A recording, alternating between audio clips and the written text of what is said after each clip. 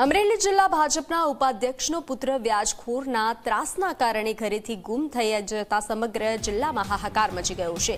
રવિ પાનસુરિયા નામના યુવકે એક ચોંકાવનારો વિડીયો સોશિયલ મીડિયામાં વાયરલ કર્યો છે, જેમાં વ્યાજના વિષચક્રમાં કેવી રીતે પાયમાલ થયો તેની વ્યથા ઠાલવી છે। આ વિડીયોમાં રવિ જણાવી રહ્યો છે કે તેણે અલગ અલગ લોકો પાસેથી કુલ 2 કરોડ 37 લાખ રૂપિયા લીધા હતા, જેની સામે વ્યાજખોરો અત્યાર સુધીમાં કરોડો રૂપિયા વસૂલી ચૂક્યા છે અને હજુ પણ 15 કરોડ રૂપિયાની પઠાણી ઉઘરાણી કરવામાં આવી રહી છે। રવિએ ગોધરાના દીક્ષિત પટેલ સહિત કુલ 15 જેટલા શખ્સોના નામ જોગ આક્ષેપ કર્યા છે।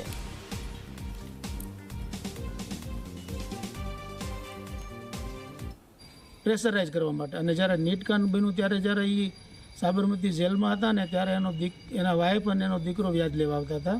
એ દરમિયાન તો 1-2 વખત તો અમારે ઘરેથી અમારે જાણબાર ગોલ્ડ લોન કરીને એમાંથી પણ એને વ્યાજ આપેલું 90-92 લાખ રૂપિયા જેવું।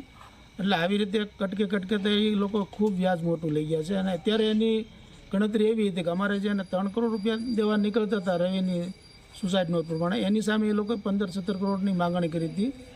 અને અહીંથી પણ જે એ રાતે જે રીતે નાઇટ ડ્રેસમાં નીકળ્યો છે, તમને એ પણ તકલીફ છે કે કદાચ એ લોકો એવું રવિને કહેતા ઘણી વખત કે અમે તને ગોધરા બોલાવી શકતા હોય, તમે સાવરકુંડલા હોય ને તો ત્યાંથી પણ અમે લઈ જઈએ રાતે આવીને।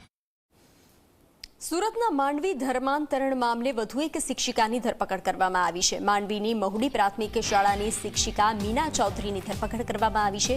ધર્માંતરણના માસ્ટર માઇન્ડ રામજી ચૌધરી સાથે નિકટતા ધરાવે છે। આ શિક્ષિકા મીના ચૌધરી યુવતીઓનું ધર્માંતરણ કરાવવા મુદ્દે મહત્વની ભૂમિકા ભજવતી હતી। મીના ચૌધરીએ ધરપકડ પહેલા ફોન કરી દીધો હતો, ત્યારે અત્યાર સુધીમાં ધર્માંતરણ મુદ્દે 6 આરોપીઓની ધરપકડ કરવામાં આવી છે। તમામ આરોપીઓ ધર્માંતરણનું રેકેટ ચલાવી આદિવાસી સમાજના લોકોનું ધર્માંતરણ કરાવતા હતા।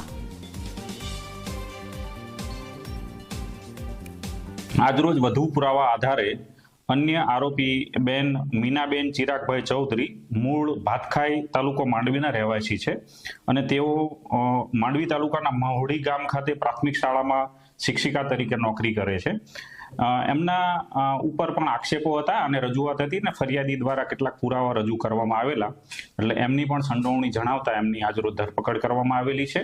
એ હાલ પોલીસ કસ્ટડીમાં છે અને એમની વિગતે પૂછપરછ ચાલુ છે। આ બેન છે, એમનો રોલ એવા પ્રકારનો હતો કે આ કામના મુખ્ય આરોપી રામજીભાઈ ચૌધરી છે, એમની સાથે ઘણા વર્ષોથી સંપર્કમાં હતા। તેમના ત્યાં આવવા જવાનો ઘરોબો હતો અને ધર્મ પરિવર્તનની જે પ્રવૃત્તિ જ્યારે થઈ આ બેન ભોગ બનનાર બેનની, ત્યારે ત્યાં એમની હાજરી છે। આ તમામ ધર્મ પરિવર્તન કરવાની પ્રોસિજર છે એની અંદર એમનો સક્રિય રોલ છે।